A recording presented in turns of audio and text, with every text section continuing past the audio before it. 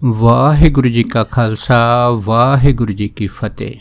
ਗੁਰੂ ਪਿਆਰੀ ਗੁਰੂ ਸਵਾਰੀ ਪਰਮ ਸਤਿਕਾਰਯੋਗ ਸਾਧ ਸੰਗਤ ਜੀਓ, ਅੱਜ ਦਾਸ ਸੰਤ ਮਹਾਂਪੁਰਖ ਬਾਬਾ ਮਹਾ ਹਰਨਾਮ ਸਿੰਘ ਜੀ ਦੀ ਚੱਲ ਰਹੀ ਲੜੀਵਾਰ ਪ੍ਰਸੰਗ ਕਥਾ ਦੇ ਤਹਿਤ ਉਹਨਾਂ ਦੇ ਅਗਲੇ ਦਰਸ਼ਨਾਂ ਦੀ ਜਿਹੜੀ ਕੜੀ ਆ ਉਹ ਆਪ ਸਾਰੀਆਂ ਸੰਗਤਾਂ ਦੇ ਨਾਲ ਸਾਂਝਾ ਕਰਦਾ ਹੈਗਾ।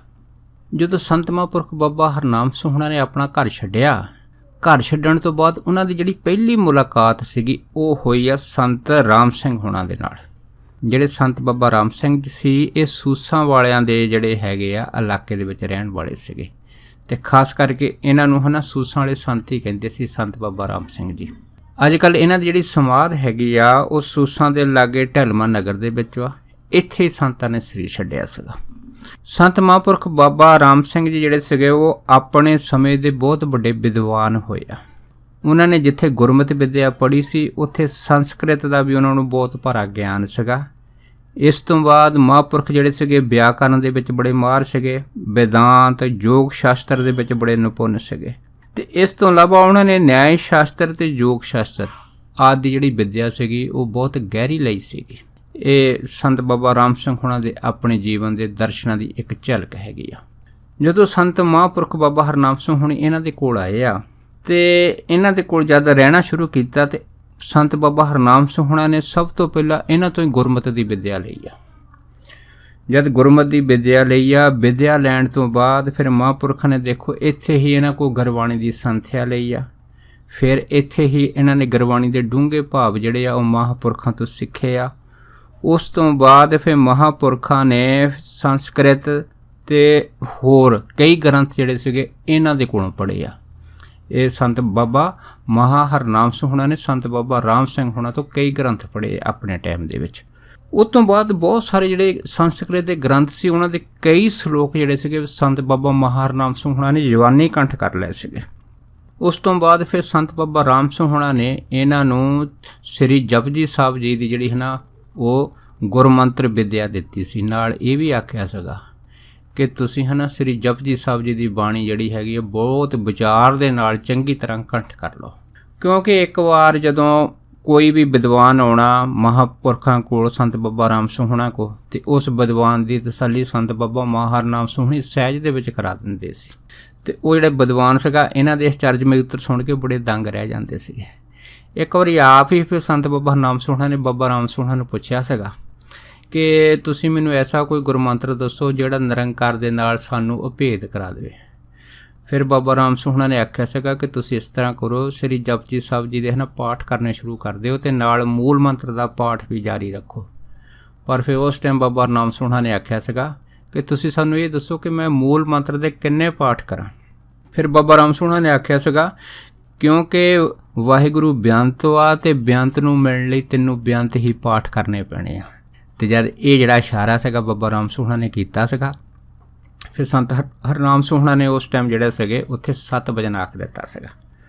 ਉਸ ਤੋਂ ਬਾਅਦ ਦੇਖੋ ਸੰਤ ਬਾਬਾ ਮਹਾ ਹਰਨਾਮ ਸਿੰਘ ਹੋਣਾ ਨੇ ਜਦੋਂ ਪਾਠ ਕਰਨੇ ਸ਼ੁਰੂ ਕੀਤੇ, ਹੌਲੀ ਹੌਲੀ ਜਿਹੜੀ ਪਾਠ ਸੀਗੇ ਇਹਨਾਂ ਦੀ ਗਿਣਤੀ ਜਿਹੜੀ ਸੀ ਇੰਨੀ ਵਧਾਈ ਆ ਕਿ 7100 ਪਾਠ ਜਿਹੜੇ ਸੀਗੇ ਰੋਜ਼ ਸਹਿਜ ਦੇ ਵਿੱਚ ਜਪਜੀ ਸਾਹਿਬ ਦੇ ਕਰ ਲੈਂਦੇ ਸੀ। 7100 ਪਾਠ ਕਰਨ ਦੇ ਨਾਲ ਫਿਰ ਮੂਲ ਮੰਤਰ ਦੀਆਂ ਮਾਲਾ ਫੇਰਨੀਆਂ, ਫਿਰ ਉਸ ਤੋਂ ਬਾਅਦ ਜਿਹੜੀ ਸੀਗੀ ਉਹ ਗੁਰਬਾਣੀ ਦੀ ਸੰਥਿਆ ਲੈਣੀ ਆ, ਹੋਰ ਜਿਹੜੇ ਗ੍ਰੰਥ ਹੈਗੇ ਆ ਉਹ ਵੀ ਬਾਚਣੇ। ਇਹ ਸਾਰੀ ਵਿੱਦਿਆ ਜਿਹੜੀ ਸੀ ਬਾਬਾ ਰਾਮ ਸਿੰਘ ਹੋਣਾ ਨੇ ਸਿਖਾਈ ਸੀ।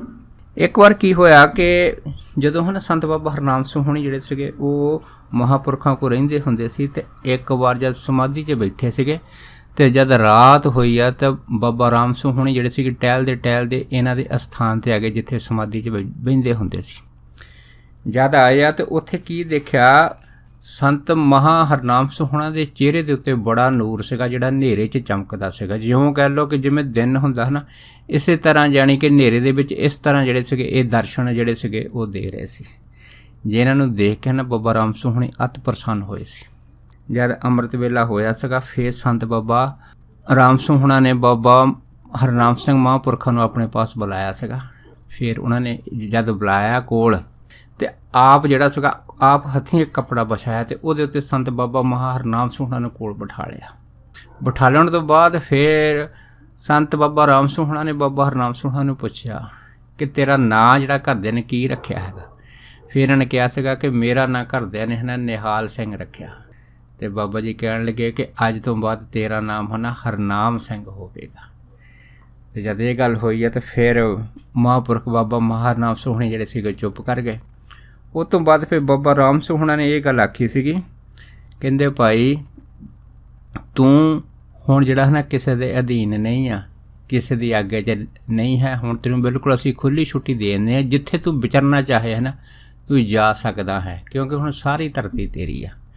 ਪਰ ਫਿਰ ਸੰਤ ਮਹਾਂਪੁਰਖ ਬਾਬਾ ਨਾਮ ਸੋਹਣਾ ਨੇ ਆਖਿਆ ਸੀਗਾ, ਕਹਿੰਦੇ ਕਿ ਅਸੀਂ ਕਿੱਥੇ ਜਾਈਏ, ਸਾਨੂੰ ਤਾਂ ਕੋਈ ਜਾਣਦਾ ਨਹੀਂ ਹੈਗਾ। ਫਿਰ ਸੰਤ ਰਾਮ ਸੋਹਣਾ ਨੇ ਕਿਹਾ ਸੀਗਾ ਕਿ ਤੁਸੀਂ ਇਸ ਤਰ੍ਹਾਂ ਕਰੋ, ਨਿੱਜਰਾਂ ਦੀ ਪਡੋਰੀ ਚਲੇ ਜਾਓ, ਉੱਥੇ ਸੰਤ ਮੱਲ ਸਿੰਘ ਜੀ ਜਿਹੜੇ ਹਨ ਉਹ ਆਪਣੀ ਕੁਟੀਆ ਪਾ ਕੇ ਜਿਹੜੇ ਆਪਣੇ ਆਸ਼ਰਮ 'ਚ ਰਹਿੰਦੇ ਆ, ਅਤੇ ਤੁਸੀਂ ਉਹਨਾਂ ਦੇ ਕੋਲ ਚਲੇ ਜਾਓ, ਉਹਨਾਂ ਦੀ ਸੰਗਤ ਕਰੋ। ਫਿਰ ਨਹੀਂ ਆਖਿਆ ਸੀਗਾ ਕਿ ਸੰਤ ਬਾਬਾ ਮੱਲ ਸੋਹਣੀ ਸਾਨੂੰ ਜਾਣਦੇ ਨੇਗੇ, ਅਸੀਂ ਕਿਵੇਂ ਜਾਈਏ। ਫਿਰ ਸੰਤ ਬਾਬਾ ਰਾਮ ਸੋਹਣਾ ਨੇ ਇਹਨਾਂ ਨੂੰ ਇੱਕ ਚਿੱਠੀ ਲਿਖ ਦਿੱਤੀ ਸੀ ਕਿ ਆਹ ਜਿਹੜੀ ਚਿੱਠੀ ਜਾ ਕੇ ਤੂੰ ਹੀ ਹੈ ਨਾ ਸੰਤ ਮੱਲ ਸੋਹਣਾ ਨੂੰ ਦੇ ਦੇਣੀ ਹੈ। ਫਿਰ ਬਾਬਾ ਹਰਨਾਮ ਸੋਹਣਾ ਨੇ ਫਿਰ ਜਿਹੜੇ ਸੀ ਸੂਸਾਂ ਵਾਲੇ ਸੰਤ ਬਾਬਾ ਰਾਮ ਸੋਹਣਾ ਤੋਂ ਆਗਿਆ ਲੈ ਕੇ ਫਿਰ ਨਿੱਜਰ ਦੀ ਪਡੋਰੀ ਆ ਗਏ ਸੀਗੇ, ਜਿੱਥੇ ਸੰਤ ਮੱਲ ਸੋਹਣਾ ਦਾ ਜਿਹੜਾ ਹੈ ਨਾ ਅਸਥਾਨ ਹੈਗਾ, ਉਸ ਅਸਥਾਨ 'ਤੇ ਪਹੁੰਚ ਗਏ ਸੀ। ਜਦ ਪਹੁੰਚੇ ਸੀਗੇ ਤਾਂ ਇਹਨਾਂ ਨੇ ਫਿਰ ਜਿਹੜੇ ਸੀ ਸੰਤ ਬਾਬਾ ਮੱਲ ਸੋਹਣਾ ਨੂੰ ਮੱਥਾ ਟੇਕਿਆ ਸੀਗਾ। ਮੱਥਾ ਟੇਕਣ ਤੋਂ ਬਾਅਦ ਜਿਹੜੀ ਚਿੱਠੀ ਬਾਬਾ ਰਾਮ ਸੋਹਣਾ ਨੇ ਦਿੱਤੀ ਸੀ ਉਹ ਚਿੱਠੀ ਸੰਤ ਮੱਲ ਸੋਹਣਾ ਨੂੰ ਫੜਾਤੀ। ਅਤੇ ਜਦੋਂ ਸੰਤ ਮੱਲ ਸੋਹਣਾ ਨੇ ਜਦੋਂ ਚਿੱਠੀ ਪੜ੍ਹੀ ਸੀ ਅਤੇ ਇਹਨਾਂ ਨੂੰ ਫਿਰ ਹੈ ਨਾ ਇੱਕ ਕਮਰਾ ਜਿਹੜਾ ਸੀ ਉਹ ਵੱਖਰਾ ਦੇ ਦਿੱਤਾ ਸੀ। ਉਹ 'ਚ ਕਹਿ ਦਿੱਤਾ ਸੀ ਕਿ ਤੁਸੀਂ ਇੱਥੇ ਰਿਹਾਇਸ਼ ਕਰੋ ਅਤੇ ਜਿੰਨਾ ਚਿਰ ਤੁਹਾਡਾ ਜੀਅ ਕਰਦਾ ਹੈ ਨਾ ਤੁਸੀਂ ਇਸ ਕਮਰੇ ਦੇ ਵਿੱਚ ਰਹੋ।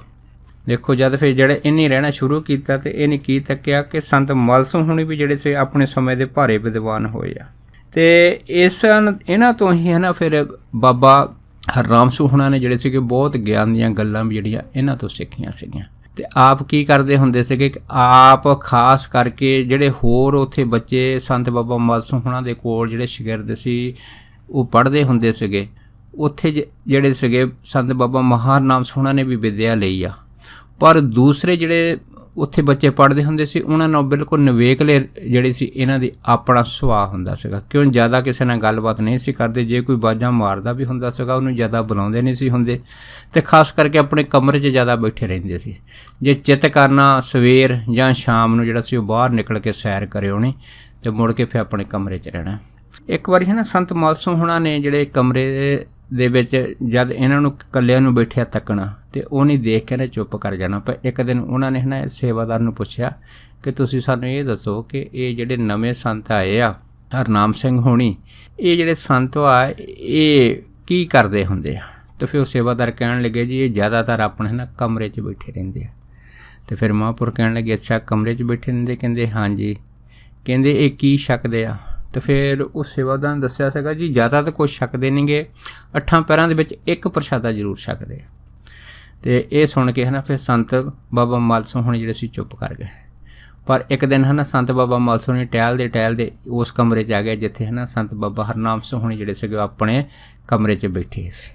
ਜਦ ਫਿਰ ਬਾਬਾ ਮੱਲ ਸੋਹਣੀ ਇਹਨਾਂ ਨੂੰ ਦੇਖ ਕੇ ਕਮਰੇ ਦੇ ਅੰਦਰ ਆਏ ਅਤੇ ਸੰਤ ਬਾਬਾ ਹਰਨਾਮ ਸੋਹਣਾ ਨੇ ਖੜ੍ਹ ਕੇ ਹੈ ਨਾ ਮਹਾਂਪੁਰਖਾਂ ਨੂੰ ਨਮਸਕਾਰ ਕੀਤੀ। ਜਦ ਨਮਸਕਾਰ ਕੀਤੀ ਅਤੇ ਫਿਰ ਬਾਬਾ ਮੱਲ ਸੋਹਣਾ ਨੇ ਸੰਤ ਬਾਬਾ ਹਰਨਾਮ ਸੋਹਣਾ ਨੂੰ ਜਿਹੜੀ ਸੀ ਕੁਛ ਜਿਹੜੇ ਸੀ ਐਸੇ ਬਚਨ ਪੁੱਛੇ ਆ ਜਿਨ੍ਹਾਂ ਦਾ ਜਵਾਬ ਜਿਹੜਾ ਸੀਗਾ ਸੰਤ ਬਾਬਾ ਹਰਨਾਮ ਸੋਹਣਾ ਨੇ ਬੜੇ ਸਹਿਜਦੇ 'ਚ ਦਿੱਤਾ, ਅਤੇ ਜਿਹਨਾਂ ਨੂੰ ਸੁਣ ਕੇ ਹੈ ਨਾ ਬਾਬਾ ਮੱਲ ਸੋਹਣੀ ਬੜੇ ਪ੍ਰਸੰਨ ਹੋਏ। ਫਿਰ ਉਹ ਕਹਿਣ ਲੱਗੇ ਕਿ ਤੁਸੀਂ ਇਸ ਤੋਂ ਬਗੈਰ ਹੋਰ ਕੀ ਕਰਦੇ ਆ। ਫਿਰ ਇਹਨੇ ਦੱਸਿਆ ਕਿ ਅਸੀਂ ਨਾ ਜਪਜੀ ਸਾਹਿਬ ਦੇ ਪਾਠ ਕਰਦੇ ਨਾਲ ਮੂਲ ਮੰਤਰ ਦਾ ਜਾਪ ਵੀ ਕਰਦੇ ਹਾਂ। ਅਤੇ ਬਾਬਾ ਜੀ ਕਹਿਣ ਲੱਗੇ ਠੀਕ ਹੈ। ਉਸ ਤੋਂ ਬਾਅਦ ਫਿਰ ਬਾਬਾ ਜੀ ਜਿਹੜੇ ਸੀਗੇ ਬਾਬਾ ਮੱਲ ਸੋਹਣੀ ਉੱਥੇ ਚਲੇ ਗਏ। ਪਰ ਅਗਲੇ ਦਿਨ ਜਦ ਫਿਰ ਜਿਹੜੇ ਸੀ ਥੋੜ੍ਹੇ ਦਿਨਾਂ ਬਾਅਦ ਟਹਿਲਦੇ ਇਹਨਾਂ ਦੇ ਕਮਰੇ 'ਚ ਆਏ, ਇਹਨੇ ਕੀ ਦੇਖਿਆ ਕਿ ਜਿੱਥੇ ਬਾਬਾ ਹਰਨਾਮ ਸੋਹਣੀ ਕਮਰੇ 'ਚ ਬੈਠੇ ਆ ਉਸ ਕਮਰੇ ਦਾ ਦਰਵਾਜ਼ਾ ਬੰਦ ਹੈਗਾ। ਅਤੇ ਪਰ ਇਹ ਦਰਵਾਜ਼ਾ ਬੰਦ ਦੇਖ ਕੇ ਬਾਬਾ ਮੱਲ ਸਿੰਘ ਜੀ ਜਿਹੜੇ ਸੀ ਆਪਣੇ ਕਮਰੇ 'ਚ ਚਲੇ ਗਏ।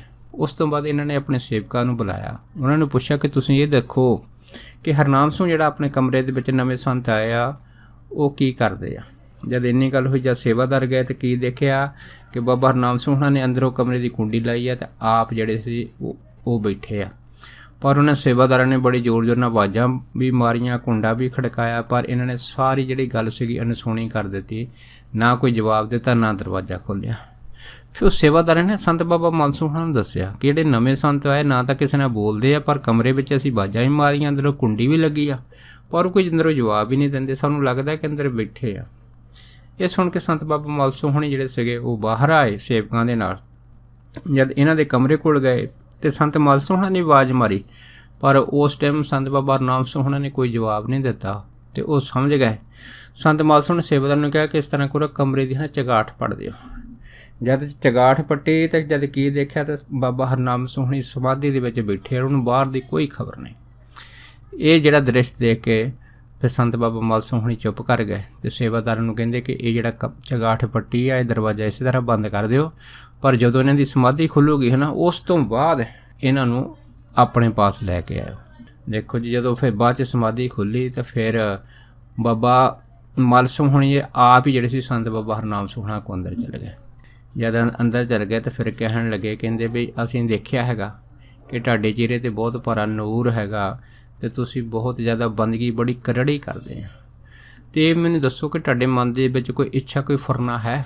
ਜਦ ਇਸ ਤਰ੍ਹਾਂ ਦੀ ਵਿਚਾਰ ਬਾਬਾ ਮਲ ਸਿੰਘ ਹੋਣਾ ਨੇ ਇਹਨਾਂ ਦੇ ਨਾਲ ਸਾਂਝੀ ਕੀਤੀ ਸੀ, ਫਿਰ ਸੰਤ ਬਾਬਾ ਮਹਾਨਾਮ ਸਿੰਘ ਹੋਣਾ ਨੇ ਆਖਿਆ ਸੀਗਾ, ਕਹਿੰਦੇ ਵੀ ਗੱਲ ਇੱਕ ਹੈਗੀ ਆ। ਮੈਂ ਜਦੋਂ ਸੰਤ ਬਾਬਾ ਰਾਮ ਸਿੰਘ ਹੋਣਾ ਦੇ ਕੋਲ ਗਿਆ ਸੀਗਾ ਹੈ ਨਾ, ਅਤੇ ਉਹਨਾਂ ਦੇ ਕੋਲ ਜਦ ਜਿਹੜੀ ਗੁਰਮਤਿ ਦੀ ਵਿੱਦਿਆ ਸਿੱਖੀ ਸੀਗੀ, ਅਤੇ ਉਹਨਾਂ ਨੇ ਇੱਕ ਜਿਹੜੀ ਪੰਕਤੀ ਸੀ ਮੈਨੂੰ ਪੜ੍ਹਾਈ ਸੀ, ਭਗਤ ਹੇਤ ਨਰਸਿੰਘ ਭੇਵ, ਕਿ ਮੇਰੇ ਮਨ ਦੇ ਵਿੱਚ ਹੋਈ ਸੀ ਕਿ ਜਿਹੜੇ ਨਰਸਿੰਘ ਜੀ ਨੇ ਭਗਤ ਨੂੰ ਦਰਸ਼ਨ ਦਿੱਤੇ ਸੀਗੇ ਤਾਂ ਉਹਨਾਂ ਦਾ ਸਰੂਪ ਕਿਹੋ ਜਿਹਾ ਹੋਏਗਾ। ਮੇਰੇ ਮਨ ਦੇ ਵਿੱਚ ਵੀ ਇੱਛਾ ਹੈਗੀ ਆ ਕਿ ਮੈਂ ਵੀ ਇਸੇ ਸਰੂਪ ਦੇ ਦਰਸ਼ਨ ਕਰਾਂ। ਜਦ ਇੰਨੀ ਗੱਲ ਹੋਈ ਤਾਂ ਫਿਰ ਬਾਬਾ ਮਲ ਸਿੰਘ ਹੋਣਾ ਨੇ ਇਹ ਗੱਲ ਆਖੀ ਸੀ, ਕਹਿੰਦੇ ਵੀ ਗੱਲ ਇੱਕ ਹੈਗੀ ਆ ਕਿ ਇਹ ਜਿਹੜਾ ਸਰੂਪ ਹੈਗਾ ਬੜਾ ਤੇਜ਼ ਬਲ ਵਾਲਾ ਹੈਗਾ, ਅਤੇ ਦੂਸਰੀ ਗੱਲ ਇਹ ਹੈਗੀ ਆ ਕਿ ਉਸ ਤੋਂ ਬਾਅਦ ਕਿਸੇ ਵੀ ਜਿਹੜੇ ਭਗਤ ਹੋਏ ਆ ਉਹਨਾਂ ਨੇ ਨਰਸਿੰਘ ਦੇ ਕੋਈ ਵੀ ਜਿਹੜਾ ਸਰੂਪ ਹੈਗਾ, ਇਸ ਸਰੂਪ ਦੇ ਦਰਸ਼ਨ ਕਰਨ ਦੀ ਕਦੇ ਮਨ ਦੇ ਵਿੱਚ ਖਿਆਲ ਨਹੀਂ ਕੀਤਾ। ਜਦ ਇਸ ਤਰ੍ਹਾਂ ਦੀ ਜਿਹੜੀ ਵਿਚਾਰ ਸੀ ਬਾਬਾ ਮਲ ਸਿੰਘ ਹੋਣਾ ਨੇ ਬਾਬਾ ਮਹਾਨਾਮ ਸਿੰਘ ਹੋਣਾ ਦੇ ਨਾਲ ਸਾਂਝੀ ਕੀਤੀ ਸੀ ਉਹਨਾਂ ਟਾਈਮਾਂ 'ਚ, ਅਤੇ ਫਿਰ ਆਪ ਹੀ ਉਹ ਕਹਿਣ ਲੱਗੇ, ਕਹਿੰਦੇ ਵੀ ਤੁਹਾਡੀ ਜਿਹੜੀ ਕਮਾਈ ਆ ਬੜੀ ਭਾਰੀ ਹੈਗੀ ਆ, ਬੜੀ ਤੁਸੀਂ ਜਟਲ ਕਮਾਈ ਕਰਦੇ ਆ, ਬੜੀ ਭਾਰੀ ਤੁਹਾਡੀ ਬੰਦਗੀ ਤਪੱਸਿਆ ਹੈਗੀ ਆ, ਅਤੇ ਪਰ ਰੱਬ ਦੀ ਭਗਤੀ ਕਰਨਾ, ਬੰਦਗੀ ਕਰਨ ਦੇ ਨਾਲ ਕੋਈ ਐਸੀ ਗੱਲ ਨਹੀਂ ਹੈ ਕਿ ਜਿਹੜੀ ਮਨ ਦੀ ਇੱਛਾ ਪੂਰੀ ਨਹੀਂ ਹੁੰਦੀ। ਫਿਰ ਕਹਿਣ ਲੱਗੇ ਕਿ ਮੇਰਾ ਜਿਹੜਾ ਚਿੱਤ ਕਰਦਾ ਸੀਗਾ ਕਿ ਮੈਂ ਨਰਸਿੰਘ ਰੂਪ ਜਿਹੜਾ ਮਹਾਂਪੁਰਖਾਂ ਦਾ ਉਹਨਾਂ ਟਾਈਮਾਂ 'ਚ ਸੀਗਾ ਉਹਦੇ ਦਰਸ਼ਨ ਕਰਾਂ। ਫਿਰ ਬਾਬਾ ਮਲ ਸਿੰਘ ਹੋਣਾ ਨੇ ਨਾ ਬਾਬਾ ਮਹਾਨਾਮ ਸਿੰਘ ਹੋਣਾ ਨੂੰ ਇੱਕ ਸ਼ਬਦ ਦਿੱਤਾ ਸੀਗਾ। ਉਹ ਜਿਹੜਾ ਸ਼ਬਦ ਦਿੱਤਾ ਸੀ ਨਾ ਬਾਬਾ ਮਹਾਨਾਮ ਸਿੰਘ ਹੋਣਾ ਨੂੰ, ਉਹ ਸ਼ਬਦ ਸੀਗਾ ਸ੍ਰੀ ਨਰ ਕਬਜ ਨਾਮ। ਇਹ ਜਿਹੜਾ ਸ੍ਰੀ ਨਰ ਕਬਜ ਨਾਮ ਜਿਹੜਾ ਦੇ ਵਿੱਚੋਂ ਇੱਕ ਸ਼ਬਦ ਦਿੱਤਾ ਸੀਗਾ, ਅਤੇ ਨਾਲੇ ਇਹ ਕਹਿ ਦਿੱਤਾ ਸੀਗਾ ਕਿ ਇਹਦੇ ਰੋਜ਼ ਹੈ ਨਾ 5 ਪਾਠ ਕਰਿਆ ਕਰੋ। ਦੇਖੋ ਬਾਬਾ ਹਰਨਾਮ ਸਿੰਘ ਹੋਣਾ ਨੇ ਇਸ ਸ਼ਬਦ ਦੇ ਰੋਜ਼ 5 ਪਾਠ ਕਰਨੇ ਸ਼ੁਰੂ ਕਰ ਦਿੱਤੇ। ਅਤੇ ਇੱਕ ਦਿਨ ਫਿਰ ਬਾਬਾ ਮਲ ਸਿੰਘ ਹੋਣੀ ਜਦ ਟਹਿਲਦੇ ਇਹਨਾਂ ਦੇ ਕਮਰੇ 'ਚੋਂ ਲੰਘੇ ਅਤੇ ਕੁਦਰਤੀ ਇਹਨਾਂ ਦੇ ਕਮਰੇ ਵਿੱਚ ਝਾਤ ਮਾਰੀ ਅਤੇ ਸਮਾਧੀ 'ਚ ਬੈਠੇ ਸੀ। ਪਰ ਸਮਾਧੀ 'ਚ ਬੈਠਿਆਂ ਬਾਬਾ ਮਲ ਸਿੰਘ ਹੋਣਾ ਨੇ ਕੀ ਤੱਕਿਆ ਕਿ ਇਹਨਾਂ ਦਾ ਆਪਣਾ ਸਰੀਰ ਹੈ ਨਾ ਨਰਸਿੰਘ ਰੂਪ ਧਾਰਨ ਕਰ ਗਿਆ। ਜਦ ਨਰਸਿੰਘ ਰੂਪ ਧਾਰਨ ਕਰ ਗਿਆ ਅਤੇ ਜਿਹਨੂੰ ਦੇਖ ਕੇ ਫਿਰ ਬਾਬਾ ਮਲ ਸਿੰਘ ਹੋਣਾ ਨੇ ਹੈ ਨਾ ਜ਼ੋਰ ਦੇਣੀ 3 ਆਵਾਜ਼ਾਂ ਮਾਰੀਆਂ, ਨਾਲ ਕਹਿਣ ਲੱਗੇ, ਕਹਿੰਦੇ ਮਹਾਂਪੁਰਖੋ ਸੰਭਲ ਜਾਓ, ਮਹਾਂਪੁਰਖੋ ਸੰਭਲ ਜਾਓ, ਮਹਾਂਪੁਰਖੋ ਸੰਭਲ ਜਾਓ।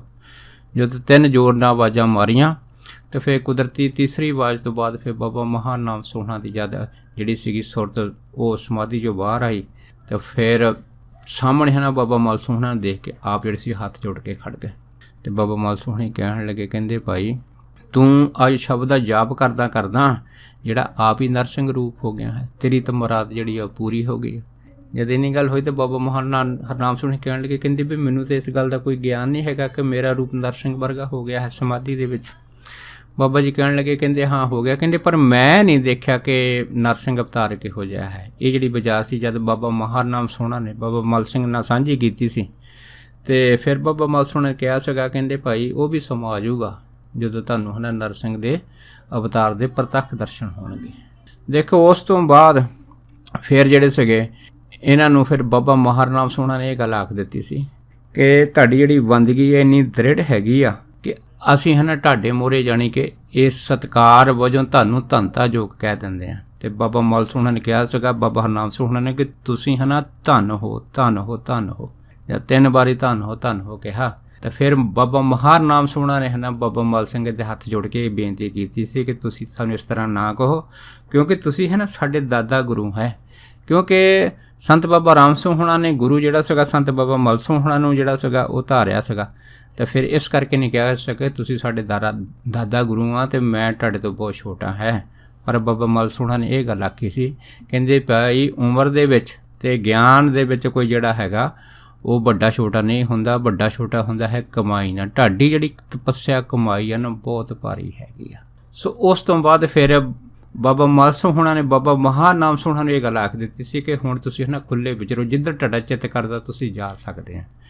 ਪਰ ਫਿਰ ਵੀ ਉਹਨਾਂ ਨੇ ਆਖਿਆ ਸੀਗਾ ਕਿ ਤੁਸੀਂ ਸਾਨੂੰ ਦੱਸੋ ਅਸੀਂ ਕਿੱਥੇ ਜਾਈਏ। ਤਾਂ ਫਿਰ ਬਾਬਾ ਮਲ ਸਿੰਘ ਨੇ ਕਿਹਾ ਸੀਗਾ ਇਸ ਤਰ੍ਹਾਂ ਕਰੋ, ਤੁਸੀਂ ਅੰਮ੍ਰਿਤਸਰ ਦਰਬਾਰ ਸਾਹਿਬ ਚਲੇ ਜਾਓ, ਉੱਥੇ ਕੁਛ ਟਾਈਮ ਸੇਵਾ ਕਰੋ। ਜਦ ਇਹ ਜਿਹੜਾ ਸੀਗਾ ਇਹ ਮਹਾਂਪੁਰਖਾਂ ਦਾ ਆਦੇਸ਼ ਸਮਝ ਕੇ ਫਿਰ ਬਾਬਾ ਮਹਾਨਾਮ ਸਿੰਘ ਹੋਣੀ ਸੀ ਜਿਹੜੇ ਅੰਮ੍ਰਿਤਸਰ ਪਹੁੰਚ ਗਏ ਸੀਗੇ। ਜਦ ਅੰਮ੍ਰਿਤਸਰ ਪਹੁੰਚੇ ਸੀਗੇ ਅਤੇ ਉੱਥੇ ਹੈ ਨਾ ਆਪਣੇ ਸੰਤ ਬਾਬਾ ਕਾਹਨ ਸਿੰਘ ਹੋਏ ਆ ਜਿਹੜੇ ਅੰਮ੍ਰਿਤਸਰ ਨਿਵਾਸ ਕਰਦੇ ਸੀਗੇ। ਬਾਬਾ ਕਾਹਨ ਸਿੰਘ ਹੋਣੀ ਵੀ ਜਿਹੜੇ ਸੀਗੇ ਇਹ ਬਾਬਾ ਮਲ ਸਿੰਘ ਹੋਣਾ ਦੇ ਨਾਲ ਇਹਨਾਂ ਦੀ ਕਰੀਬੀ ਜਾਣ ਪਛਾਣ ਸੀਗੀ। ਫਿਰ ਇਹਨਾਂ ਨੇ ਆਪਣਾ ਟਿਕਾਣਾ ਜਿਹੜਾ ਸੀਗਾ ਬਣਾ ਲਿਆ ਸੀਗਾ। ਉਸ ਤੋਂ ਬਾਅਦ ਫਿਰ ਜਦੋਂ ਸੰਤ ਬਾਬਾ ਨਾਮ ਸਿੰਘ ਹੋਣਾ ਨੇ ਦਰਬਾਰ ਸਾਹਿਬ ਮੱਥਾ ਟੇਕਣਾ, ਸਰੋਵਰ 'ਚ ਇਸ਼ਨਾਨ ਕਰਨਾ, ਫਿਰ ਕਾਫੀ ਚਿਰ ਸਮਾਧੀ ਲਾ ਕੇ ਸਰੋਵਰ ਦੇ ਕੰਢੇ ਬੈਠੇ ਰਹਿਣਾ। ਉਸ ਤੋਂ ਬਾਅਦ ਹੈ ਨਾ ਜਦ ਚਿੱਤ ਕਰਨਾ ਹੈਗਾ ਉਸ ਟਾਈਮ ਫਿਰ ਥੋੜ੍ਹਾ ਜਿਹਾ ਉੱਥੇ ਹੈ ਨਾ ਇੱਕ ਸੰਤ ਮਸਤਾਨ ਸਿੰਘ ਜੀ ਹੋਏ ਆ, ਉਹਨਾਂ ਦੇ ਆਸ਼ਰਮ 'ਚ ਜਾ ਕੇ ਜਿਹੜਾ ਸੀਗਾ ਕਦੀ ਕਦੀ ਇੱਕ ਅੱਧਾ ਪ੍ਰਸ਼ਾਦਾ ਛਕ ਲੈਂਦੇ ਸੀ। ਪਰ ਜੇ ਦਿਲ ਕਰਨਾ ਤਾਂ ਉੱਥੇ ਨਾਲ ਜਿੱਥੇ ਬਾਬਾ ਟੱਲ ਜੀ ਦਾ ਗੁਰਦੁਆਰਾ ਸਾਹਿਬ ਹੈ ਉੱਥੇ ਨਾਲ ਹਲਵਾਈ ਦੀ ਦੁਕਾਨ ਸੀ, ਉੱਥੇ ਦੁੱਧ ਛਕ ਲੈਣਾ। ਅਤੇ ਜ਼ਿਆਦਾ ਸਮਾਂ ਜਿਹੜਾ ਸੀਗਾ ਦਰਬਾਰ ਸਾਹਿਬ ਜਾਂ ਬਾਬਾ ਟੱਲ ਜੀ ਦਾ ਜਿਹੜਾ ਅਸਥਾਨ ਸੀਗਾ ਉਸ ਜਗ੍ਹਾ 'ਤੇ ਜਾ ਕੇ ਬੈਠ ਕੇ ਹੈ ਨਾ ਭਜਨ ਸਿਮਰਨ ਕਰਨਾ ਬਾਬਾ ਮਹਾਨਾਮ ਸਿੰਘ ਹੋਣਾ ਦੇ। ਇਹ ਇਹਨਾਂ ਦਾ ਜਿਹੜਾ ਸੀਗਾ ਉਹਨਾਂ ਟਾਈਮਾਂ ਦੇ ਵਿੱਚ ਕਾਰਜ ਸੀਗਾ। ਇਸ ਤਰ੍ਹਾਂ ਹੈ ਨਾ 10 ਸਾਲ ਸੰਤ ਬਾਬਾ ਮਹਾਨਾਮ ਸਿੰਘ ਹੋਣੀ ਦਰਬਾਰ ਸਾਹਿਬ ਦੇ ਇਰਦ ਗਿਰਦ ਜਿੰਨੇ ਵੀ ਗੁਰਦੁਆਰੇ ਸਾਹਿਬ ਉਹਨਾਂ ਦੇ ਦਰਸ਼ਨ ਵੀ ਕਰਦੇ ਰਹੇ, ਬੰਦਗੀ ਵੀ ਕਰਦੇ ਰਹੇ।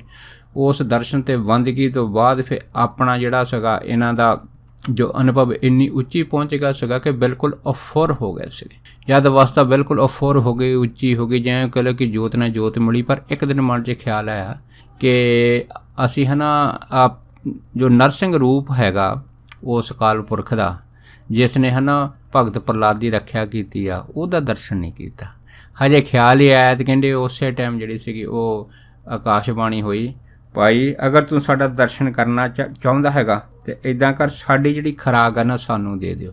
ਜਦ 3 ਜਿਹੜੇ ਸੀ ਆਕਾਸ਼ਬਾਣੀ ਦੇ ਇਹ ਬਚਨ ਬਾਬਾ ਹਰਨਾਮ ਸਿੰਘ ਹੋਣਾ ਨੇ ਸੁਣੇ, ਉਹਨੇ ਆਲੇ ਦੁਆਲੇ ਦੇਖਿਆ ਕਿ ਆਵਾਜ਼ ਕਿੱਥੋਂ ਆ ਰਹੀ ਆ, ਪਰ ਇਹ ਆਵਾਜ਼ ਜਿਹੜੀ ਸੀ ਇਹ 10 ਦਿਸ਼ਾਵਾਂ ਤੋਂ ਆ ਰਹੀ ਸੀ। ਤਾਂ ਫਿਰ ਇਸ ਗੱਲ ਨੂੰ ਸਮਝਦੇ ਹੋਏ ਬਾਬਾ ਮਹਾਨਾਮ ਸਿੰਘ ਹੋਣਾ ਨੇ ਇਹ ਗੱਲ ਆਖੀ ਸੀ, ਕਹਿਣ ਲੱਗੇ ਸੀਗੇ, ਕਹਿੰਦੇ ਵੀ ਤੁਸੀਂ ਸਾਨੂੰ ਇਹ ਦੱਸੋ ਕਿ ਮੈਂ ਤੁਹਾਡੀ ਖੁਰਾਕ ਕੀ ਦੇ ਸਕਦਾ ਹਾਂ। ਤਾਂ ਫਿਰ ਆਕਾਸ਼ਬਾਣੀ ਹੋਈ ਸੀ ਕਿ ਸਾਡੀ ਖੁਰਾਕ ਇਹ ਹੈਗੀ ਆ ਕਿ ਤੂੰ 1 ਤੋਲਾ ਜਿਹੜਾ ਸੰਖਿਆ ਹੈ ਨਾ ਉਸ ਨੂੰ ਛਕਣਾ ਹੈਗਾ, ਬਸ ਸਾਡੀ ਇੰਨੀ ਖੁਰਾਕ। ਜਦ ਇਹ ਗੱਲ ਹੋਈ ਤਾਂ ਫਿਰ ਬਾਬਾ ਮਹਾਨਾਮ ਸਿੰਘ ਹੋਣਾ ਨੇ ਜਿਹੜੀ ਸੀ ਉੱਥੇ ਇੱਕ ਹਲਵਾਈ ਦੀ ਦੁਕਾਨ ਤੋਂ 1 ਤੋਲਾ ਜਿਹੜਾ ਸੰਖਿਆ ਸੀਗਾ ਖਰੀਦ ਲਿਆ। ਉਹਨੂੰ ਪੀ ਕੇ ਹੈ ਨਾ ਕਾਗਜ਼ ਪਾ ਕੇ ਜਿਹੜਾ ਸੀਗਾ ਆਪਣੀ ਜੇਬ 'ਚ ਪਾ ਲਿਆ ਸੀਗਾ।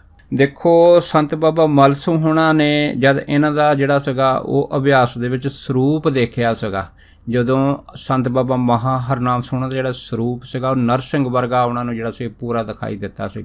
ਪਰ ਇਹਦੀ ਖਬਰ ਜਿਹੜੀ ਸੀ ਬਾਬਾ ਮਹਾਨਾਮ ਸਿੰਘ ਹੋਣਾ ਨੂੰ ਨਹੀਂ ਸੀ ਹੋਈ। ਪਰ ਫਿਰ ਉਸ ਟਾਈਮ ਇਸ ਸਰੂਪ ਤੋਂ ਬਚਣ ਵਾਸਤੇ ਫਿਰ ਬਾਬਾ ਮਲ ਸਿੰਘ ਹੋਣਾ ਨੇ ਇਹਨਾਂ ਨੂੰ ਇਹ ਕਹਿ ਦਿੱਤਾ ਸੀ 3 ਵਾਰੀ ਕਿ ਮਹਾਂਪੁਰਖੋ ਸੰਭਲੋ ਸੰਭਲੋ।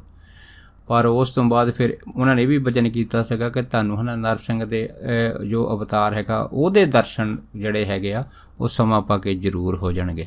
ਪਰ ਜਦੋਂ ਇਹ ਗਏ ਸੀ ਬਾਬਾ ਮਲ ਸਿੰਘ ਹੋਣਾ ਦੇ ਕੋਲੋਂ ਨਿਜਰਾਂ ਦੀ ਪਡੋਰੀ ਤੋਂ, ਉਸ ਟਾਈਮ ਫਿਰ ਬਾਬਾ ਮਲ ਸਿੰਘ ਹੋਣਾ ਨੇ ਪੁੱਛਿਆ ਸੀਗਾ ਕਿ ਤੇਰਾ ਨਾਂ ਕੀ ਆ। ਫਿਰ ਇਹਨਾਂ ਨੇ ਆਪਣਾ ਨਾਂ ਜਿਹੜਾ ਸੰਤ ਬਾਬਾ ਰਾਮ ਸਿੰਘ ਹੋਣਾ ਨੇ ਹਰਨਾਮ ਸਿੰਘ ਰੱਖਿਆ ਸੀਗਾ ਹੈ ਨਾ ਉਹ ਦੱਸਿਆ ਸੀ। ਪਰ ਇਹਨਾਂ ਦੀ ਬੰਦਗੀ ਦਾ ਐਡਾ ਵੱਡਾ ਸਰੂਪ ਦੇਖ ਕੇ ਫਿਰ ਬਾਬਾ ਮਲ ਸਿੰਘ ਹੋਣਾ ਨੇ ਆਖਿਆ ਸੀਗਾ ਕਿ ਅੱਜ ਤੋਂ ਬਾਅਦ ਤੇਰਾ ਜਿਹੜਾ ਨਾਮ ਹੈ ਹੁਣ ਮਹਾ ਹਰਨਾਮ ਸਿੰਘ ਹੋਊਗਾ, ਕਿਉਂਕਿ ਹਰਨਾਮ ਸਿੰਘ ਜਿਹੜਾ ਨਾਮ ਸੀ ਸੰਤ ਰਾਮ ਸਿੰਘ ਹੋਣਾ ਨੇ ਰੱਖਿਆ ਸੀਗਾ। ਅਤੇ ਫਿਰ ਬਾਬਾ ਮਲ ਸਿੰਘ ਹੋਣਾ ਨੇ ਇਹਨਾਂ ਦਾ ਨਾਂ ਜਿਹੜਾ ਸੀਗਾ ਉਹ ਮਹਾ ਹਰਨਾਮ ਸਿੰਘ ਰੱਖਿਆ ਸੀਗਾ। ਫਿਰ ਦੇਖੋ ਇਹ ਜਿਹੜਾ ਫਿਰ ਜੋ ਸੰਖਿਆ ਸੀਗਾ 1 ਤੋਲਾ ਇਹਨੂੰ ਪੀ ਕੇ ਜਦ ਜੇਬ 'ਚ ਪਾ ਕੇ ਦਰਬਾਰ ਸਾਹਿਬ ਤੋਂ ਬਾਹਰ ਜਿਹੜੇ ਨਿਕਲੇ ਆ ਅਤੇ ਹੌਲੀ ਹੌਲੀ ਤੁਰਦੇ ਤਰਦੇ ਇਹ ਜਲੰਧਰ ਪਹੁੰਚੇ ਬਾਬਾ ਮਹਾਨਾਮ ਸਿੰਘ ਜੀ। ਜਲੰਧਰ ਆ ਕੇ ਇਹਨਾਂ ਨੇ ਇੱਕ ਹੈ ਨਾ ਉੱਥੋਂ ਹਲਵਾਈ ਦੀ ਦੁਕਾਨ ਤੋਂ ਇੱਕ ਬਰਫੀ ਦਾ ਟੁਕੜਾ ਲਿਆ ਅਤੇ ਫਿਰ ਥੋੜ੍ਹਾ ਜਿਹਾ ਦੁੱਧ ਮੰਗਿਆ ਅਤੇ ਉਹ ਜਿਹੜਾ ਬਰਫੀ ਦਾ ਟੁਕੜਾ ਸੀਗਾ ਉਹਦੇ ਵਿੱਚ 1 ਤੋਲਾ ਜਿਹੜਾ ਸੰਖਿਆ ਸੀਗਾ ਪਾ ਕੇ ਤਾਂ ਬਰਫੀ ਜਿਹੜੀ ਸੀ ਉਹ ਅੰਦਰ ਨਿਕਾਲ ਲਈ ਅਤੇ ਉੱਤੋਂ ਦੀ ਦੁੱਧ ਪੀ ਲਿਆ। ਜਦ ਸੰਖਿਆ 1 ਤੋਲਾ ਖਾਧਾ ਉੱਤੋਂ ਦੀ ਦੁੱਧ ਪੀ ਲਿਆ ਤਾਂ ਆਪ ਜਿਹੜੇ ਨਾ ਤੁਰ ਕੇ ਇੱਕ ਛੱਪੜ ਦੇ ਕਿਨਾਰੇ ਆ ਗਏ। ਅਤੇ ਜਦ ਛੱਪੜ ਦੇ ਕਿਨਾਰੇ ਆ ਗਏ ਕਾਫੀ ਹਨੇਰਾ ਹੋ ਗਿਆ, ਉੱਥੇ ਬੈਠ ਗਏ। ਪਰ ਜਦੋਂ ਬੈਠੇ ਕੁਛ ਚਿਰ ਬਾਅਦ ਹੈ ਨਾ ਸੰਤ ਬਾਬਾ ਮਹਾਨਾਮ ਸਿੰਘ ਹੋਣਾ ਨੂੰ ਫਿਰ ਇੱਕ ਉਲਟੀ ਆਈ ਸੀ। ਜਦ ਉਲਟੀ ਆਈ ਤਾਂ ਇਹਨਾਂ ਦੀ ਤਬੀਅਤ ਵਿਗੜਨ ਲੱਗੀ। ਉਲਟੀ ਦੇ ਨਾਲ ਹੀ ਜਦ ਤਬੀਅਤ ਵਿਗੜੀ ਆ ਤੇ ਇਹਨਾਂ ਨੇ ਦੇਖਿਆ ਕਿ ਮੇਰੀ ਤਬੀਅਤ ਵਿਗੜਨ ਲੱਗ ਪਈ, ਤਾਂ ਆਪ ਕਿਉਂਕਿ ਆਪਣਾ ਨੇਮ ਜਿਹੜਾ ਸੀਗਾ ਉਹ ਕਦੀ ਨਹੀਂ ਸੀ ਛੱਡਦੇ। ਕਿਉਂ? ਇੱਕ ਛਿਣ ਵੀ ਜਿਹੜੇ ਮਹਾਂਪੁਰਖਾਂ ਨੇ ਜਦੋਂ ਅਕਾਲ ਪੁਰਖ ਤੋਂ ਵਿਸਰ ਜਾਂਦੇ ਆ ਤੇ ਫਿਰ ਇਉਂ ਸਮਝ ਲਓ ਜਿਵੇਂ ਬਾਣੀ ਦਾ ਫਰਮਾਨ, ਘੜੀ ਨਾ ਮਿਲਤੇ ਤਾਂ ਕਲਯੁਗ ਹੋਤਾ। ਬਸ ਉਹ ਕਲਯੁਗ ਵਰਗੀ ਹਾਲਤ ਸੀਗੀ। ਐਸੀ ਪ੍ਰੀਤ ਜਿਹੜੀ ਮਹਾਂਪੁਰਖਾਂ ਦੀ ਹੁੰਦੀ ਹੈ ਕਿ ਰਾਈ ਦੇ ਦਾਣੇ ਜਿੰਨਾ ਵੀ ਅਗਰ ਕੋਈ ਵਿਛੜ ਜਾਵੇ ਤੇ ਉਹਨਾਂ ਨੂੰ ਤਕਲੀਫ ਬਹੁਤ ਹੁੰਦੀ ਜਦੋਂ ਨਾਮ ਭੁੱਲ ਜਾਵੇ। ਇੰਨੀ ਤਕਲੀਫ ਦੇ ਵਿੱਚ ਫਿਰ ਸੰਤ ਬਾਬਾ ਮਹਾਰਾਮ ਸੋਹਣਾ ਨੇ ਇੱਕ ਉੱਥੇ ਦਰਖਤ ਸੀ ਟਾਹਲੀ ਦਾ, ਉਹਦੇ ਨਾਲ ਢੋਲ ਲਾ ਕੇ ਤੇ ਸਾਰੀ ਰਾਤ ਭਜਨ ਸਿਮਰਨ ਕਰਨ ਲੱਗ ਪਏ। ਜਦ ਭਜਨ ਸਿਮਰਨ ਕਰਨ ਲੱਗ ਪਿਆ, ਜਦ ਅੱਧੀ ਰਾਤ ਉੱਪਰ ਸਮਾਂ ਹੋ ਗਿਆ ਤੇ ਯਕਦਮ ਬੜਾ ਭਾਰਾ ਧਮਾਕਾ ਹੋਇਆ। ਧਮਾਕਾ ਇਸ ਢੰਗ ਨਾਲ ਇਹਨਾਂ ਨੂੰ ਸੁਣਾਈ ਦਿੱਤਾ ਕਿ ਜਿਵੇਂ ਧਰਤੀ ਪਾਟ ਗਈ ਹੁੰਦੀ ਆ। ਤੇ ਜਦ ਸੁਰਤ ਦੇ ਵਿੱਚ ਕੀ ਦੇਖਿਆ ਕਿ ਬੜਾ ਭਾਰੀ ਪ੍ਰਕਾਸ਼ ਆ, ਉਸ ਪ੍ਰਕਾਸ਼ ਦੇ ਵਿੱਚ ਨਰਸਿੰਘ ਭਗਵਾਨ ਨੇ ਇਹਨਾਂ ਨੂੰ ਫਿਰ ਪ੍ਰਤੱਖ ਦਰਸ਼ਨ ਦਿੱਤੇ ਸੀਗੇ। ਤੇ ਉਹਨਾਂ ਦਾ ਇਹ ਸਰੂਪ ਦੇਖ ਕੇ ਜਿਹੜੇ ਸੀ ਉਹ ਬਾਬਾ ਮਹਾਰਾਮ ਸੋਹਣੀ ਜਿਹੜੇ ਸੀਗੇ ਉਹ ਹੀ ਜਰ ਸਕੇ ਸੀ। ਕਿਉਂ? ਉਹ ਜਿਹੜਾ 1 ਤੋਲਾ ਇਹਨਾਂ ਨੇ ਸੰਖਿਆ ਛਕਿਆ ਸੀਗਾ, ਇਸੇ ਕਰਕੇ ਜਿਹੜਾ ਸੀ ਉਹ ਸਿਖਾਇਆ ਗਿਆ ਸੀਗਾ, ਤਾਂ ਜੋ ਉਹ ਜਿਹੜਾ ਨਰਸਿੰਘ ਰੂਪ ਸੀਗਾ ਉਸ ਰੂਪ ਨੂੰ ਜਿਹੜੇ ਸੀਗੇ ਬਾਬਾ ਮਹਾਰਾਮ ਸੋਹਣੀ ਜਰ ਸਕਣ। ਦੇਖੋ, ਜਦੋਂ ਨਰਸਿੰਘ ਰੂਪ ਦੇ ਪ੍ਰਤੱਖ ਦਰਸ਼ਨ ਸੰਤ ਬਾਬਾ ਮਹਾਰਾਮ ਸੋਹਣਾ ਨੇ ਕੀਤੇ ਸੀ ਉਹਨਾਂ ਟਾਈਮਾਂ ਦੇ ਵਿੱਚ, ਪਰ ਨਾਲ ਹੀ ਆਕਾਸ਼ਬਾਣੀ ਜਿਹੜੀ ਸੀਗੀ ਉਹਨਾਂ ਟਾਈਮਾਂ ਦੇ ਵਿੱਚ ਇਹ ਹੋਈ ਸੀਗੀ ਕਿ ਕਲਯੁਗ ਪ੍ਰਮਾਣ ਧੰਨ ਗੁਰੂ ਨਾਨਕ, ਕਲਯੁਗ ਪ੍ਰਮਾਣ ਧੰਨ ਗੁਰੂ ਨਾਨਕ। ਜਦ ਇਹ ਜਿਹੜੀ ਸੀ ਨਾ ਆਕਾਸ਼ਬਾਣੀ ਉਹਨਾਂ ਟਾਈਮਾਂ ਦੇ ਵਿੱਚ ਹੋਈ ਸੀ, ਉਸ ਟਾਈਮ ਸਰੂਪ ਦੇ ਟਾਈਮ ਕਿ ਕਲਯੁਗ ਪ੍ਰਮਾਣ ਗੁਰੂ ਨਾਨਕ, ਤਾਂ ਫਿਰ ਦੇਖੋ ਉਸ ਟਾਈਮ 3 ਵਚਨ ਤੋਂ ਬਾਅਦ ਫਿਰ ਜਿਹੜੇ ਨਰਸਿੰਘ ਦਾ ਰੂਪ ਸੀਗਾ ਉਹ ਅਲੋਪ ਹੋ ਗਿਆ, ਇਕੱਲਾ ਪ੍ਰਕਾਸ਼ ਰਹਿ ਗਿਆ। ਫਿਰ ਪ੍ਰਕਾਸ਼ ਹੀ ਜਿਹੜਾ ਸੀਗਾ ਧੰਨ ਗੁਰੂ ਨਾਨਕ ਸਾਹਿਬ ਮਹਾਰਾਜ ਦਾ ਪ੍ਰਤੱਖ ਸਰੂਪ ਧਾਰ ਕੇ ਫਿਰ ਸਾਹਮਣੇ ਆ ਗਿਆ ਸੀਗਾ।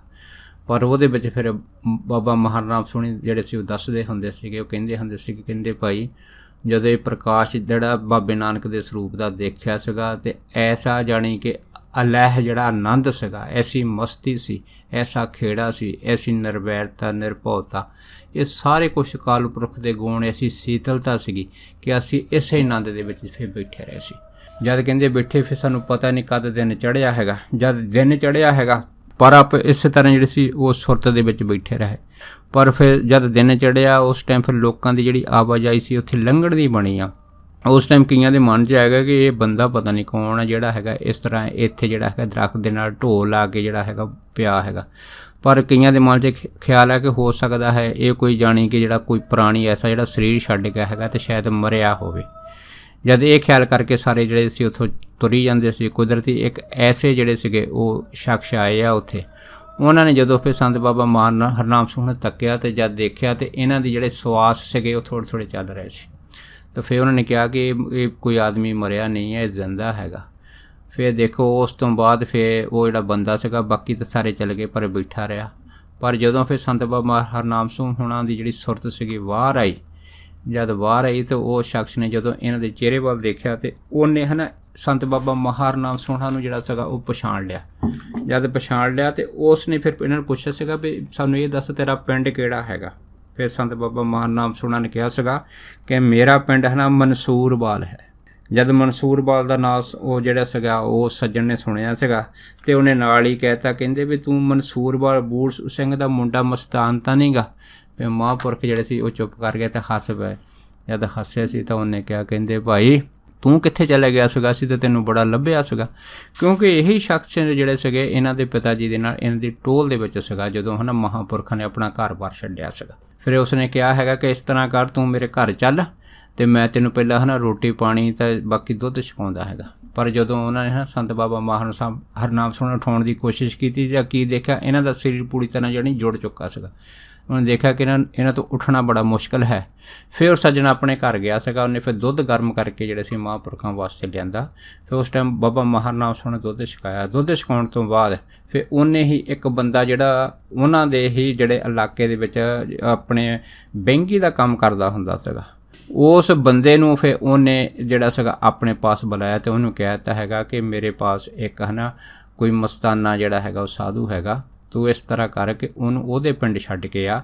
ਉਹਦਾ ਪਿੰਡ ਮਨਸੂਰਵਾਲ ਹੈਗਾ। ਜਦ ਇੰਨੀ ਗੱਲ ਹੋਈ ਸੀ ਤਾਂ ਫਿਰ ਉਹਨੇ ਕਿਹਾ ਸੀਗਾ ਮੈਂ ਕੋਈ ਨਹੀਂ, ਮੈਂ ਛੱਡਿਆ ਉਹਨੇ ਆਪਣੀ ਬੈਂਕੀ ਦੇ ਵਿੱਚ। ਪਰ ਜਿੰਨੇ ਉਹਨੇ ਪੈਸੇ ਦੱਸੇ ਸੀਗੇ ਉਹ ਸੱਜਣ ਨੇ ਜਿਹੜੇ ਸੀ ਪੈਸੇ ਉਹਦੀ ਜੇਬ 'ਚ ਪਾਤੇ ਤੇ ਨਾਲ ਕਹਿ ਦਿੱਤਾ ਸੀਗਾ ਕਿ ਸਹੀ ਸਲਾਮਤ ਇਹਨੂੰ ਇਹਦੇ ਪਿੰਡ ਛੱਡ ਕੇ ਆ। ਫਿਰ ਦੇਖੋ ਜਦੋਂ ਆਪਣੀ ਬਹਿੰਗੀ ਲੈ ਕੇ ਗਿਆ, ਇੱਕ ਬਹਿੰਗੀ ਦੇ ਵਿੱਚ ਉਹਨੇ ਦੂਸਰੇ ਪਾਸੇ ਪਾਣੀ ਦਾ ਘੜਾ ਭਰ ਕੇ ਰੱਖ ਲਿਆ, ਤੇ ਇੱਕ ਪਾਸੇ ਫਿਰ ਸੰਤ ਬਾਬਾ ਮਹਾਨਾਮ ਸੋਹਣਾ ਨੂੰ ਬਹਿੰਗੀ ਦੇ ਵਿੱਚ ਜਿਹੜਾ ਸੀਗਾ ਉਹਨੇ ਚੱਕ ਕੇ ਰੱਖਿਆ।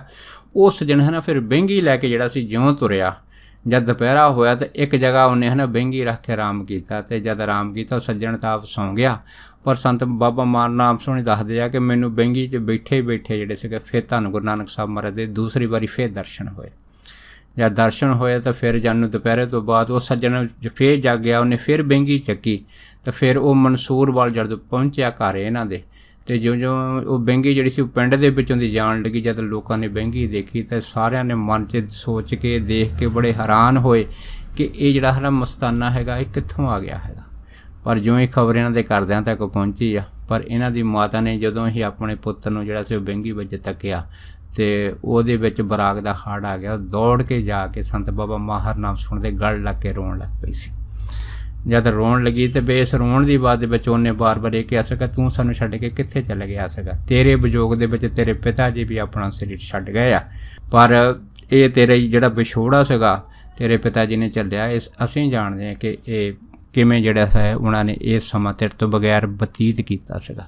ਪਰ ਫਿਰ ਸੰਤ ਬਾਬਾ ਮਹਾਨਾਮ ਸੋਹਣੇ ਨੇ ਕਿਹਾ ਸੀਗਾ ਕਿ ਮੈਂ ਕਿੱਥੇ ਜਾਣਾ ਹੈ, ਜਿੱਥੇ ਵਾਹਿਗੁਰੂ ਮੈਨੂੰ ਲੈ ਗਿਆ ਮੈਂ ਚਲੇ ਗਿਆ ਹੈਗਾ, ਪਰ ਹੁਣ ਜੇ ਉਹਨੇ ਵਾਪਸ ਮੈਨੂੰ ਘਰ ਮੋੜਿਆ ਹੈਗਾ ਤੇ ਹੁਣ ਉਹਦੀ ਮੌਜ ਹੈਗੀ ਆ। ਜਦ ਇਹ ਗੱਲ ਜਿਹੜੀ ਸੀ ਉਹਨਾਂ ਨੇ ਆਪਣੀ ਮਾਂ ਦੇ ਨਾਲ ਸਾਂਝੀ ਕੀਤੀ ਸੀ, ਉਸ ਤੋਂ ਬਾਅਦ ਫਿਰ ਸੰਤ ਬਾਬਾ ਮਹਾਨਾਮ ਸੋਹਣੇ ਕੁਛ ਟਾਈਮ ਲਈ ਫਿਰ ਆਪਣੇ ਘਰ ਦੇ ਵਿੱਚ ਜਿਹੜੇ ਸੀ ਉਹ ਰਹਿਣ ਲੱਗ ਪਏ। ਸੋ ਦਾਸ ਇੰਨੇ ਹੀ ਬਚਨ ਕਰਦਾ ਹੋਇਆ ਖਿਮਾ ਦਾ ਜਾਚਕ ਵਾ ਜੀ, ਹੋਈਆਂ ਬੇਅੰਤ ਭੁੱਲਾਂ ਚੁੱਕਾਂ ਦੀ ਖਿਮਾ ਬਖਸ਼ਣੀ, ਸੋ ਫਤਿਹ ਬੁਲਾਓ। ਵਾਹਿਗੁਰੂ ਜੀ ਕਾ ਖਾਲਸਾ, ਵਾਹਿਗੁਰੂ ਜੀ ਕੀ ਫਤਿਹ।